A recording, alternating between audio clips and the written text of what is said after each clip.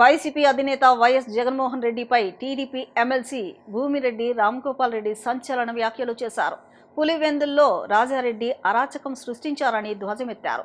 అధికారం కోసం హత్యలు చేసిన చరిత్ర వైఎస్ కుటుంబానిదని ఆరోపించారు.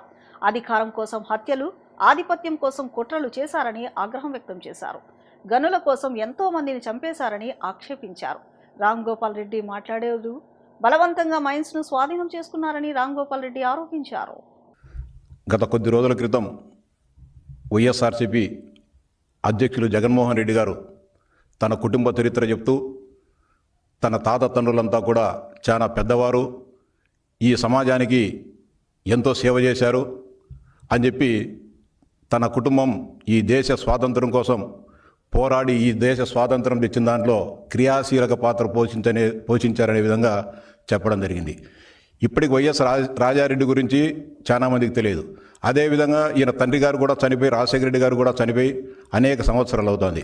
భవిష్యత్తులో కొద్ది రోజుల తర్వాత జగన్మోహన్ రెడ్డి గారు ఈ రాష్ట్ర ప్రజలను తన అబద్ధాలతో, తన మాయాజాలంతో 1947 భారతదేశానికి స్వాతంత్రం వచ్చేదానికి కారణం మా తాతలు ఈ దేశ స్వాతంత్రం కోసం చేసిన పోరాటం, ఆ బాటలోనే మా నాయన, మా చిన్నాయన వీళ్ళంతా కూడా నడిచి ఈ దేశ అభివృద్ధిలో క్రియాశీలక పాత్ర పోషించారని చెప్పి నిస్సిగ్గుగా కళ్ళార్పకుండా అబద్ధాలు చెప్పే అవకాశం ఉంది. కాబట్టి రాష్ట్ర ప్రజలందరూ కూడా వైఎస్ కుటుంబ చరిత్ర ఏంది, వైఎస్ తాత ఏం చేశాడనే విషయాలు కూడా తెలుసుకోవాల్సిన అవసరం ఉంది, చెప్పాల్సిన బాధ్యత మా మీద ఉంది. కాబట్టి వాటి గురించి కూడా ఈ రాష్ట్ర ప్రజలు తెలుసుకోవాలని చెప్పి విజ్ఞప్తి చేస్తా ఉన్నా. వైఎస్ రాజారెడ్డి తండ్రి గారి పేరు వైఎస్ వెంకటరెడ్డి. ఆయనది పులివెందుల నియోజకవర్గంలోని ప్రస్తుతం సింహాద్రిపురం మండలంలో ఉన్న బలపనూరు గ్రామం. దాదాపు 11 మంది సంతానంతో ఆయన కుటుంబ భారాన్ని మోయలేని పరిస్థితిలో ఒక మధ్యతరగతి రైతుగా జీవించేవాడు. అదే సందర్భంలో ముఖ్యంగా రాయలసీమ ప్రాంతాల్లో కరువు కాటకాలు ఉండడంతో ఆయన తన పిల్లలను చదివించుకోవడానికి అనేక రకాలుగా ఆర్థిక ఇబ్బందులు పడే సమయంలో బ్రిటిష్ మిషనరీస్ సంబంధించిన ఫాదర్లు, అంటే క్రైస్తవ మిషనరీలు భారతదేశంలో అనేక మందిని, అంటే పేదరికాన్ని ఆసరా చేసుకొని వారికి ఏదో విధంగా ప్రలోభపెట్టి వారిని క్రైస్తవ మతంలోకి చేర్చుకునే కార్యక్రమాన్ని అతి వేగంగా జరిపే పరిస్థితులలో వైఎస్ వెంకటరెడ్డి గారు కూడా క్రైస్తవ మతం పైన గౌరవం లేకుండా కేవలం తన ఆర్థిక అవసరాలకు క్రిస్టియానిటీని వాడుకుందామనే ఒక ఆలోచనతో క్రైస్తవ మతంలోకి మారడం జరిగింది. తాడేపల్లిలోని వైసీపీ కేంద్ర కార్యాలయంలో మాజీ సీఎం జగన్ను సుగాలి ప్రీతి తల్లిదండ్రులు పార్వతి, రాజు నాయకులు కలిసి తమ కుటుంబానికి న్యాయం చేయాలని కోరారు. 2017లో జరిగిన సుగాలి ప్రీతి అత్యాచారం, హత్య కేసులో ఇప్పటికీ న్యాయం జరగలేదని వారు ఆవేదన వ్యక్తం చేశారు. గతంలో వైఎస్ఆర్సీపీ ప్రభుత్వం సిబిఐ విచారణకు ఆదేశాలు జారీ చేయడంతో పాటు తమ కుటుంబానికి ఇంటి స్థలం, వ్యవసాయ భూమి, ఉద్యోగం కల్పించిందని గుర్తు చేశారు. ప్రస్తుతం కేసు విచారణ నిలిచిపోయిందని, పెన్షన్ కూడా నిలిపివేశారని జగన్ దృష్టికి తీసుకువెళ్లారు. వారి సమస్యలను విన్న వైఎస్ జగన్ న్యాయం జరిగేలా అన్ని విధాలా సహాయం చేస్తామని హామీ ఇచ్చారు. రైతాంగ సమస్యల పరిష్కారంపై రాష్ట్ర ప్రభుత్వంపై ఒత్తిడి తీసుకురావడానికి జూన్ 1న రాష్ట్ర వ్యాప్తంగా జిల్లా కలెక్టరేట్ల ఎదుట భారీ ధర్నా నిర్వహించాలని సిపిఐ రాష్ట్ర కార్యదర్శి గుజ్జల ఈశ్వరయ్య రైతులకు పిలుపునిచ్చారు.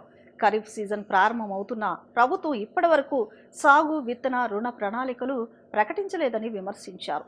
సాగునీటి కాలువలు పూడికతో నిండిపోయాయని, గేట్లు తుప్పుపట్టి పనికిరాని స్థితిలో చేరుకున్నాయని అన్నారు. రైతులకు 90% రాయితీలతో నాణ్యమైన విత్తనాలు అందించాలని, ఎరువుల ధరలు తగ్గించి యూరియాను సకాలంలో సరఫరా చేయాలని డిమాండ్ చేశారు. వ్యవసాయానికి అవసరమైన డీజిల్, పెట్రోళ్లను పన్నులు లేకుండా తక్కువ ధరలకు ఇవ్వాలని కోరారు. అలాగే 5 లక్షల వరకు పూచీకత్తు లేకుండా పంట రుణాలు మంజూరు చేయాలని, 2 లక్షల వరకు రుణమాఫీ అమలు చేయాలని ప్రభుత్వాన్ని డిమాండ్ చేశారు. మేము ఇదివరకే కూటమి ప్రభుత్వానికి అనేక సందర్భాల్లో రాష్ట్రంలో ఉన్నటువంటి రైతాంగ సమస్యలపైన మన ముఖ్యమంత్రి గారిని కలిసి విజ్ఞప్తి చేయడం జరిగింది. అయినప్పటికీ ఏమాత్రం కూడా ఫలితం లేకపోతా ఉంది. ఈ నేపథ్యంలో రాష్ట్రంలో ఉన్నటువంటి 28 జిల్లాల్లో ఉన్నటువంటి రైతాంగం ఎదుర్కొన్నటువంటి అన్ని రకాల సమస్యలపైన జూన్ 1వ తారీఖున జిల్లా కలెక్టరేట్ కార్యాలయాల దగ్గర ఆందోళన కార్యక్రమానికి రైతు సంఘం నేతృత్వంలో పిలుపునిస్తా ఉన్నాం. ముఖ్యంగా రైతులకు సంబంధించి దాదాపు రాష్ట్రంలో వేరుశెనగ పండించేటువంటి 14 లక్షల ఎకరాల్లో వేరుశెనగ సాగు అవుతా ఉంటే అందులో ప్రత్యేకించి ఒక్క రాయలసీమ ప్రాంతంలోనే అత్యధికంగా వేరుశెనగ పండిస్తా ఉన్నారు. మరి ఈ ఖరీఫ్ సీజన్ ప్రారంభమైంది. ఇంతవరకు రైతాంగానికి వేరుశెనగ ఇత్తనాలు కానీ ఇత్తనాల కాయలు కానీ వాటికి కావాల్సినటువంటి రైతులను ఆదుకోవడానికి ప్రభుత్వం ఎలాంటి చర్యలు తీసుకోలేదు. అందుకే మేము డిమాండ్ చేస్తూ ఉన్నాం. అచ్చెన్నాయుడు గారు అసెంబ్లీలో సెక్రటరియట్లో కూర్చొని రోజు రైతాంగానికి సంబంధించి మా ప్రభుత్వం రైతు ప్రభుత్వం అని చెప్పి ప్రకటించడమే తప్ప రైతును నిర్దిష్టంగా ఇదో ఈ సమస్యను పరిష్కరించామనేటువంటి గ్యారంటీ లేని పద్ధతుల్లో ఈరోజు కొనసాగుతా ఉంది. అందుకని ఒక రాయలసీమలోనే కాదు, ఈరోజు శ్రీకాకుళం జిల్లా వరకు కూడా ఈ వేరుశెనగ రైతాంగం ఇబ్బంది పడతా ఉంది. స్కేల్ ఆఫ్ ఫైనాన్స్ కింద దాదాపు 1,60,000 రూపాయలు 60 కోట్ల రూపాయలు ఇస్తామని చెప్పేసి గవర్నమెంట్ ప్రకటించింది. కానీ ఈరోజు పంటలపైన విపరీతమైనటువంటి ధరలు పెరిగాయి. ఎరువులు కానీ, ఇత్తనాలు కానీ, పురుగుల మందులు కానీ, పెట్రోలు, డీజిల్, అనేక రకాలైనటువంటి వ్యవసాయ ఉత్పత్తులు, వాటికి సంబంధించినటువంటి ధరలు ఆకాశం అంటుతా ఉన్నాయి. జర్నలిజంలో విలువలకు ప్రాధాన్యతనిస్తూ అందరితో కలిసి పనిచేసిన వ్యక్తి ఏబిఎన్ పూర్ణ అని ప్రభుత్వ విప్ యార్లగడ్డ వెంకట్రావు తెలిపారు. జర్నలిస్టులు కూడా పల్లెటూరులో 3 సెంట్లు, పట్టణాల్లో 2 సెంట్లు ఇవ్వాలని ముఖ్యమంత్రి చంద్రబాబు నాయుడును కోరతానని ఆయన భరోసా ఇచ్చారు. అమరావతి ప్రెస్ క్లబ్ ఆధ్వర్యంలో దివంగత జర్నలిస్ట్ ఏబిఎన్ పూర్ణ స్మారకార్థం అక్కినేని ఆసుపత్రిలో జర్నలిస్టుల కోసం ఉచిత వైద్య శిబిరాన్ని నిర్వహించారు. సుమారు 20 రకాల వైద్య పరీక్షలతో కూడిన ఈ శిబిరాన్ని గన్నవరం ఎమ్మెల్యే ప్రభుత్వ విప్ యార్లగడ్డ వెంకట్రావు, ప్రముఖ వైద్యురాలు డాక్టర్ అక్కినేని మణి, అమరావతి ప్రెస్ క్లబ్ సభ్యులు కలిసి ప్రారంభించారు. ఈ సందర్భంగా ఎమ్మెల్యే యార్లగడ్డ వెంకట్రావు మాట్లాడుతూ జర్నలిజంలో విలువలకు ప్రాధాన్యతనిస్తూ అందరితో కలిసి పనిచేసిన వ్యక్తి ఏబిఎన్ పూర్ణ అని కొనియాడారు. పూర్ణ ముందుగానే అనారోగ్యాన్ని గుర్తించి అక్కినేని వంటి ఆసుపత్రికి ముందే వచ్చి ఉంటే ఈరోజు మన మధ్యనే ఉండేవాడని ఆయన అన్నారు. జర్నలిజంలో విలువల కోసం పనిచేసిన ఏబిఎన్ పూర్ణ జ్ఞాపకార్థం మెడికల్ క్యాంపు చేపట్టడం అభినందనీయమన్నారు. నేటి ఒత్తిడితో కూడిన జీవన శైలిలో జర్నలిస్టులు తమ ఆరోగ్యంపై శ్రద్ధ వహించాలని, ముందస్తు పరీక్షల ద్వారా ప్రాణాపాయం నుంచి తప్పించుకోవచ్చునని సూచించారు. నేడు అన్ని రంగాల్లో జలసి పెరిగిపోయిందని, కానీ ఒక్క ఉపాధ్యాయులు మాత్రమే తన విద్యార్థి తనకన్నా పై స్థాయికి ఎదగాలని కోరుకుంటారని వెల్లడించారు. ముఖ్యమంత్రి చంద్రబాబు నాయుడు ముందు చూపు వల్లే నేడు ఐటీ రంగంలో తెలుగువారు ప్రపంచ స్థాయిలో రాణిస్తున్నారని గుర్తు చేశారు.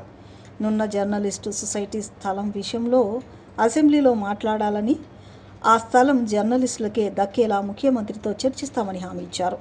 అధికారులు ఆ స్థలాన్ని ఇతరులకు కేటాయిస్తామంటే చూస్తూ ఊరుకోబోమని స్పష్టం చేశారు. జర్నలిస్టుల్లో కూడా చాలామంది రెక్కాడితే గాని డొక్కాడని వారు ఉన్నారని, వృద్ధులకు పెన్షన్లు ఎలా ఇస్తున్నారో జర్నలిస్టులు కూడా పల్లెటూరులో 3 సెంట్లు, పట్టణాల్లో 2 సెంట్లు ఇవ్వాలని ముఖ్యమంత్రి చంద్రబాబు నాయుడును కోరతామని భరోసా ఇచ్చారు.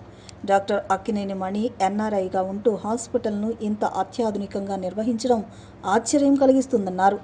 అక్కినేని ఆసుపత్రిలో సౌకర్యాలు, సేవలు చాలా బాగున్నాయని ప్రతి ఒక్కరూ వినియోగించుకోవాలని కోరారు. అలాగే పూర్ణ గారి దాని గురించి చెప్తా, ఇందాక జర్నలిస్ట్ సోదరులది నున్నలో ఒక ఇష్యూ ఉంది, ఎప్పటి నుంచో అది అవట్లా. మళ్ళీ దాన్ని మేనమేషాలు లెక్కపెట్టి మళ్ళీ 200 గజాలు కలెక్టర్ కృష్ణ, ఎన్టీఆర్ కలెక్టర్ కృష్ణ దేనికో కేటాయిస్తానని చెప్పారని ఇప్పుడు అడిగితే చెప్తున్నాను. నేను అసెంబ్లీలో మాట్లాడా, ఎట్టి పరిస్థితుల్లో జర్నలిస్టు కేటాయించిన వాల్యుబుల్ ల్యాండ్లో ఒకసారి హైవే కోల్పోయారు వాళ్ళు. దాదాపు 15 మంది కాలం చేశారు, వయసు రీత్యా, అనారోగ్య రీత్యా. దీంట్లో పూర్ణ గారు కూడా యాక్టివ్గా ఉండేవాడు. వీళ్ళతో పాటు వచ్చినప్పుడు నేను అసెంబ్లీలో మాడా, గౌరవ ముఖ్యమంత్రి గారు మాడా, ఎట్టి పరిస్థితుల్లో ఆ స్థలాన్ని జర్నలిస్ట్ సోదరులకు కేటాయించి తీరుతా. నేను అసెంబ్లీలో కూడా చెప్పా, జర్నలిస్టులో కూడా చాలామంది రెక్కడి దగ్గర ఒక్కడిని పేద ప్రజల కోసం గతంలో ప్రభుత్వానికి సర్వీస్ చేసిన వాళ్ళకి ఇస్తున్నాం, ప్రభుత్వానికి సర్వీస్ అయిపోయినా పెన్షన్ లాంటి కార్యక్రమాలు ఇస్తున్నాం. జర్నలిస్టులకు కూడా మామూలుగా ప్రజలకు 3 సెంట్లు పల్లెటూరులో, 2 సెంట్లు పట్టణాల్లో ఇచ్చే ప్రభుత్వ స్థలాలని జర్నలిస్టులు కూడా కేటాయించమని కోరే ముఖ్యమంత్రి గారితో కూడా మాట్లాడా. సంబంధిత మంత్రి కూడా ఆ రోజు శాసనసభలో సమాధానం చెప్పిన పరిస్థితి. తొలి లక్ష్యం నా నియోజకవర్గంలో ఉన్న దాదాపు కోట్ల రూపాయల విలువైన భూమిని వేరే అవసరాలకు ఉపయోగిస్తే ఎట్టి పరిస్థితుల్లో నేను ఒప్పుకోను, జర్నలిస్ట్ పక్షాన్ని ఉంటానని తెలియజేస్తూ, లాస్ట్ బట్ నాట్ లీస్ట్ ఈ హాస్పిటల్ని 44 ఏళ్ల క్రితం వేసిన అక్కినేని మణి గారు ఎన్ఆర్ఐగా ఉంటూ ఇక్కడికి వచ్చి హాస్పిటల్ ఎంత సోఫిస్టిక్గా పెట్టిన విషయం నాకే తెలియదు. సారీ టు సే దిస్ కానీ but we have to get the promotion. Bone హెల్త్కి like DEXA scan, mammogram, ultrasound దేనికి ఉమెన్ బయటికి వెళ్లకుండా ఉండాలని డెర్మటాలజీ, ఇన్ఫర్టిలిటీ ప్రతి ఒక్కటితో అంతా స్థాపించడం అయింది. ఇప్పుడంతా మనం లైఫ్ స్పాన్ కాదు పెంచుకోవాల్సింది, హెల్త్ స్పాన్, ఫంక్షనాలిటీ బాగుండాలి, పోయే వరకు హెల్తీగా ఎలా ఉండగలము, ఉండటానికి ఛాన్సులు ఉన్నాయి. అవన్నీ మనకు ఇప్పుడే కొత్తగా రీసెర్చ్లు వస్తున్నాయి. దానిలో అది తీసుకున్న ఈ బోర్డ్స్ 224లో పాస్ అయ్యాను, అమెరికన్ బోర్డ్స్. అది పాస్ అయినాక దాని మీద చాలా ఇంట్రెస్ట్ తీసుకుని ఇంటర్నేషనల్ స్టాండర్డ్స్ ఎలా ఉన్నాయో అని ఒకసారి జెనీవా వెళ్ళాను, మళ్ళీ రేపు ఫ్రాన్స్ వెళ్ళబోతున్నాను. అవన్నీ చూసుకుని అక్కడ ఏం చేస్తున్నారో వాటిలో మనం what can we implement in India అనే అన్నీ పెట్టాలని. ఇప్పుడు anti ageing and regenerative medicine is the next passion. Women's దాన్ని ఆల్మోస్ట్ పెట్టడం అయింది, ఇది అందరికీ తెలిసి రావటమే ఉంది. ఇంకా వాళ్ళు ఉపయోగించుకోవటం, ఇంకా ఉన్నవన్నీ ఉపయోగించుకోవట్లేదు. వచ్చిన వాళ్ళు మాత్రం చాలా హ్యాపీగా వెళ్తున్నారని చెప్పగలను. ఎండల తీవ్రత రోజు రోజుకు పెరుగుతున్న నేపథ్యంలో ప్రజలకు దాహార్తి తీర్చేందుకు కంకిపాడు మండలం బస్టాప్ వద్ద బిఎన్కే క్యాటర్స్ ఆధ్వర్యంలో ఉచిత మజ్జిగ పంపిణీ కార్యక్రమాన్ని నిర్వహించారు. ఈ కార్యక్రమానికి ముఖ్య అతిథిగా హాజరైన కంకిపాడు మాజీ ఎంపీపీ దేవినేని రాజా మజ్జిగ పంపిణీ కేంద్రాన్ని ప్రారంభించి ప్రయాణికులకు స్వయంగా మజ్జిగ అందజేశారు. ఈ సందర్భంగా ఆయన మాట్లాడుతూ వేసవి కాలంలో ప్రయాణికులు, కార్మికులు, సామాన్య ప్రజలు తీవ్ర ఇబ్బందులు పడుతున్నారని, అలాంటి సమయంలో దాహార్తిని తీర్చేందుకు మజ్జిగ పంపిణీ చేయడం అభినందనీయమన్నారు. సేవాభావంతో ముందుకు వచ్చి ప్రజలకు చల్లని మజ్జిగ అందిస్తున్న బిఎన్కే క్యాటర్స్ నిర్వాహకులను ప్రత్యేకంగా అభినందించారు.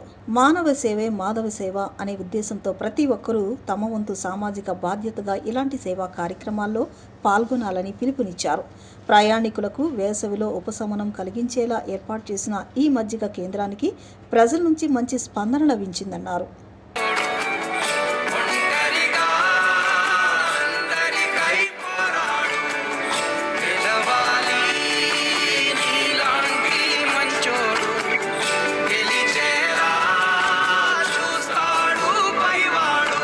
గత 2-3 నెలలుగా తమకు వేతనాలు అందడం లేదని కూటమి ప్రభుత్వం వెంటనే బకాయిలను విడుదల చేయాలని తల్లి బిడ్డ ఎక్స్ప్రెస్ ఉద్యోగులు డిమాండ్ చేశారు. తమను ప్రభుత్వ ఉద్యోగులుగా గుర్తించాలని, కనీస వేతన చట్టాన్ని అమలు చేయాలని, అలాగే పీఎఫ్, ఈఎస్ఐ వంటి సౌకర్యాలతో పాటు హెచ్ఆర్ పాలసీని వర్తింపచేయాలని కోరారు. విజయవాడలోని తల్లి బిడ్డ ఎక్స్ప్రెస్ ఉద్యోగులు ఆందోళన చేపట్టారు. రాష్ట్ర వ్యాప్తంగా ఉన్న సుమారు 500 మంది ఉద్యోగులు విజయవాడలోని ధర్నా చౌక్కు తరలివచ్చి భారీ నిరసన చేపట్టారు. గత 2-3 నెలలుగా తమకు వేతనాలు అందడం లేదని, కూటమి ప్రభుత్వం వెంటనే బకాయిలను విడుదల చేయాలని కోరారు. కేవలం 8,500 రూపాయల అత్యల్ప వేతనంతో గత 11 ఏళ్లుగా ఎటువంటి ఇంక్రిమెంట్లు లేకుండా పనిచేస్తున్నామని, ప్రస్తుత ధరల పెరుగుదల దృష్ట్యా ఈ జీతంతో బతకడం భారంగా మారిందని ఆవేదన వ్యక్తం చేశారు. తమను ప్రభుత్వ ఉద్యోగులుగా గుర్తించాలని, కనీస వేతన చట్టాన్ని అమలు చేయాలని, అలాగే పీఎఫ్, ఈఎస్ఐ వంటి సౌకర్యాలతో పాటు హెచ్ఆర్ పాలసీని వర్తింపచేయాలని ఉద్యోగ సంఘాల నేతలు డిమాండ్ చేశారు. డ్రైవింగ్తో పాటు ట్యాబ్ వర్క్, డేటా ఎంట్రీ పనులు చేస్తున్న ప్రభుత్వం తమను నిర్లక్ష్యం చేస్తోందని, అధికారుల వద్దకు వెళ్తే కనీస గౌరవం దక్కడం లేదని వారు వాపోయారు. తక్షణమే ప్రభుత్వం జోక్యం చేసుకుని తమకు ఉద్యోగ భద్రత కల్పించడంతో పాటు తల్లి బిడ్డ ఎక్స్ప్రెస్ను ప్రభుత్వమే నేరుగా నిర్వహించాలని వారు డిమాండ్ చేశారు. వైద్యారోగ్య శాఖలోని తల్లి బిడ్డ ఎక్స్ప్రెస్ సేవలలో దాదాపు 500 మంది క్యాప్టెన్లుగా పనిచేస్తూ ఉన్నారు. డెలివరీ అయిన తర్వాత తల్లుల్ని క్షేమంగా గ్రామీణ ప్రాంతాల్లో ఇళ్లకి చేర్చడం, అట్లాగే high risk anaemic pregnant women ఎవరైతే ఉన్నారో వాళ్ళని హాస్పిటల్కి తీసుకొచ్చి ట్రీట్మెంట్ అయిన తర్వాత మళ్ళీ తిరిగి తీసుకెళ్ళడం, ఈ సేవలను వీళ్ళు 10 సంవత్సరాలుగా కొనసాగిస్తున్నారు. 10 ఏళ్లుగా పనిచేస్తున్నా కానీ వీళ్ళకి ఇస్తున్న వేతనాలు మాత్రం నెలకి 8,500 రూపాయలు మాత్రమే. రాష్ట్ర ప్రభుత్వం కాంట్రాక్టర్లకు డబ్బులు ఇస్తోంది కానీ ఇక్కడ పనిచేస్తున్న ఉద్యోగులకి వేతనాలు చెల్లించడం లేదు. అట్లాగే హై రిస్క్ ఎనీమిక్ పేషెంట్కి అదనంగా ఒక్కొక్క కేసుకి 2,000 రూపాయలు చొప్పున చెల్లిస్తున్నారు. అయినా ఆ కేసులు కూడా వీళ్ళ చేత చేయించి అదనంగా మాత్రం ఎటువంటి వేతనం చెల్లించట్లేదు. ఇప్పుడు కొత్త కాంట్రాక్టర్ని పెడతాం అని చెప్పి రాష్ట్ర ప్రభుత్వం ఆ ప్రయత్నాల్లో ఉన్నట్టుగా తెలిసింది.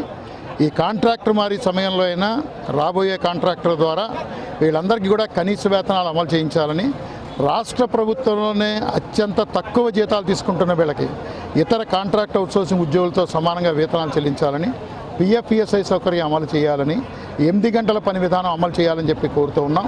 వీళ్ళు కేవలం వెహికల్ నడపడమే కాదు, ట్యాబ్ వర్క్ ఏదైతే ఉందో దానికి సంబంధించిన యాప్ల వర్క్ అంతా కూడా ఈ డ్రైవర్లే చేస్తూ ఉన్నారు అదనంగా.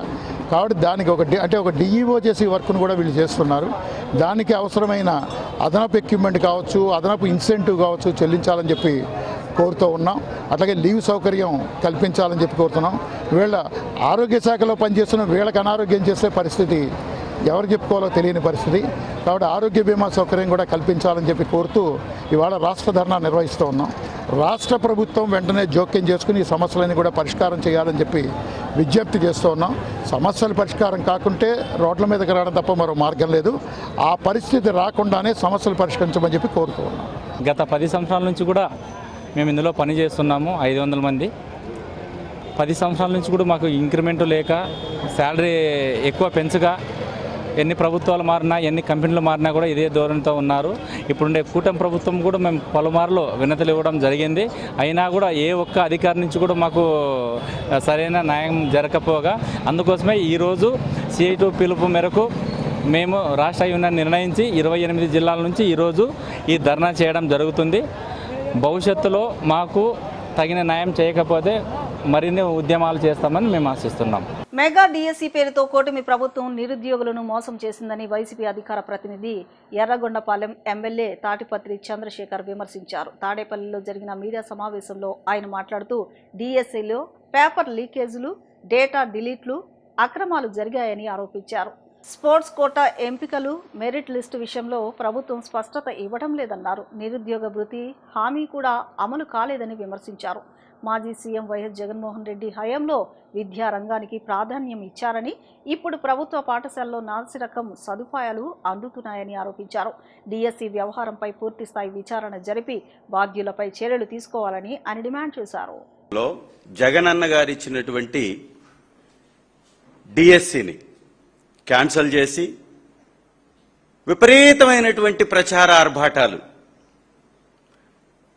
వాటి మధ్య మళ్ళీ మెగా డిఎస్సి అని డిఎస్సిని ముందుకు తీసుకొచ్చారు. దీనికి ఎంత ప్రచారం చేశారంటే, ప్రజాధనాన్ని దుర్వినియోగం చేస్తూ విచ్చలవిడిగా ప్రచారం చేసుకుంటూ కావాలని కాలయాపన చేసి అవే ఉద్యోగాలకు కొన్ని కలిపి మెగా అని దగా మొదలుపెట్టేశారు. ఈరోజు జరిగినటువంటి సంఘటనలు చూస్తే ఇది మెగా డిఎస్సి కాదు, దగా డిఎస్సిగా మనకు కనపడతా ఉంది. ఎం అంటే మోసంగా, డి అంటే దగాగా, దోపిడీగా, ఎస్ అంటే సూట్ కేసుగా, సి అంటే తెలుగుదేశం వారి కమిటీలాగా.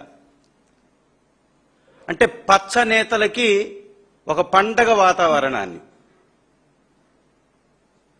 పేపర్ లీక్ చేయి, డేటా డిలీట్ చేయి, సూట్ కేసు కొట్టు, ఉద్యోగం పట్టు. పచ్చ నేతలకి పండగ వాతావరణాన్ని సృష్టించేశారు. ఈ ప్రపంచంలో ఎక్కడా జరగదు. ఎవడైతే పేపర్ లీక్ చేస్తాడో, ఎవడైతే పేపర్ తయారు చేస్తాడో, ఎవడైతే రాష్ట్రంలో ఫస్ట్ ర్యాంక్ కొడతాడో, ముగ్గురు ఒకడే. పేపర్ తయారు చేసినోడే పేపర్ను అప్లోడ్ చేస్తాడు, పేపర్ అప్లోడ్ చేసినోడే మళ్ళీ ఎగ్జామ్ రాస్తాడు, వాడికి స్టేట్ ఫస్ట్ ర్యాంక్ వస్తుంది, కృష్ణా జిల్లాలో టాపర్ అవుతాడు. ఉందా ఇలాంటి దుర్మార్గం ఎక్కడన్నా? ఈ చంద్రబాబు నాయుడు గారిని చూస్తే పాత కథ ఒకటి గుర్తొస్తుంది మనకి.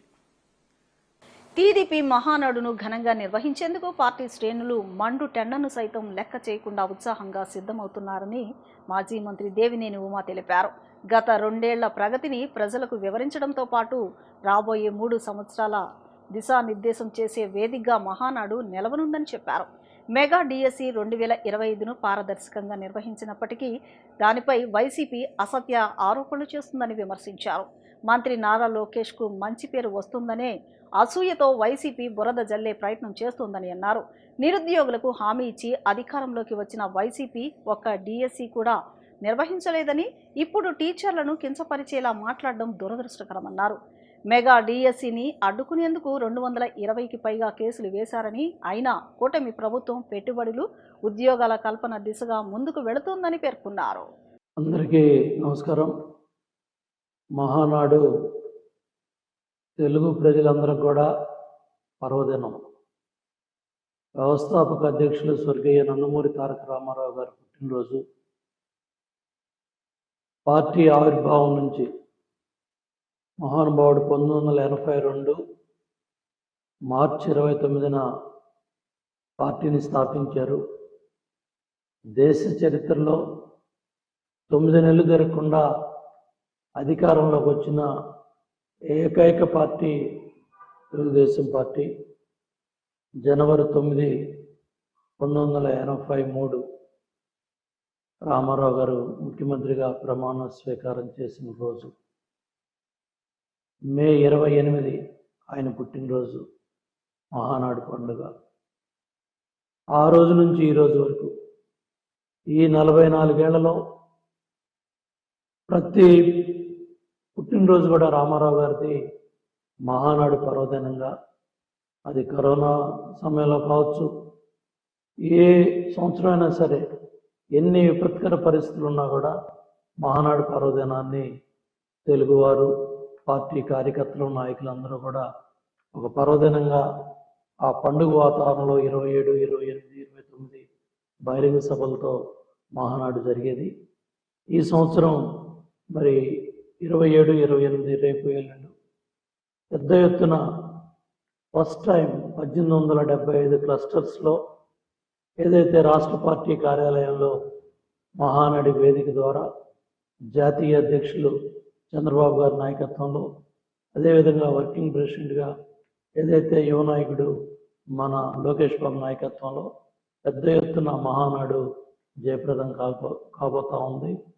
పెద్ద ఎత్తున పార్టీ కార్యకర్తలు, నాయకులందరూ కూడా మండు టెండను కూడా లెక్క పెట్టకుండా ప్రతి క్లస్టర్ పరిధిలో ఏదైతే రాష్ట్ర వ్యాప్తంగా 1875 క్లస్టర్లు ఉన్నాయో ఆ క్లస్టర్ పరిధిలో స్థానిక శాసనసభ్యుడు, అదేవిధంగా మండల పార్టీలు, నియోజకవర్గ పార్టీలు, పార్లమెంటు సభ్యులు, మంత్రులు అందరూ కూడా కలిసి చక్కటి ఏర్పాట్లు చేసుకొని ఏదైతే ఈ క్లస్టర్ పరిధిలో ఉన్న ముఖ్య నాయకులు కావచ్చు, క్లస్టర్ యూనిట్, బూత్, కుటుంబ సాధికార సాధి, అట్లాగే బూత్, అదేవిధంగా ప్రతి ఒక్క కార్యకర్త, నాయకుడు ఆ క్లస్టర్ పరిధిలో ఉన్న వాళ్ళందరూ కూడా భాగస్వాములు అయ్యే విధంగా 6వ ట్రాఫిక్ పోలీసులు పాదచారులు, వాహన చోదకులకు 4వ రోజు మజ్జిగను పంపిణీ చేశారు. అజిత్ సింగ్ నగర్ సెంటర్లో జరిగిన ఈ మజ్జిగ పంపిణీ కార్యక్రమంలో traffic CI Prabhakar, SI Krishna, ఇతర సిబ్బంది పాల్గొని మజ్జిగను అందజేశారు. వేసవిలో ప్రజలకు తమ వంతు సాయంగా ఈ కార్యక్రమాన్ని గత 4 రోజులుగా నిర్వహిస్తున్నామని వారు వివరించారు. పోలీసులు సేవా నిరతిని పాదచారులు, వాహన చోదకులు ప్రశంసించారు. 6వ ట్రాఫిక్ పోలీసులు పాదచారులు, వాహన చోదకులకు 4వ రోజు మజ్జిగను పంపిణీ చేశారు. అజిత్ సింగ్ నగర్ సెంటర్లో జరిగిన ఈ మజ్జిగ పంపిణీ కార్యక్రమంలో traffic CI Prabhakar, SI Krishna, ఇతర సిబ్బంది పాల్గొని మజ్జిగను అందజేశారు. వేసవిలో ప్రజలకు తమ వంతు సాయంగా ఈ కార్యక్రమాన్ని గత 4 రోజులుగా నిర్వహిస్తున్నామని వారు వివరించారు. పోలీసులు సేవా నిరతిని పాదచారులు, వాహన చోదకులు ప్రశంసించారు.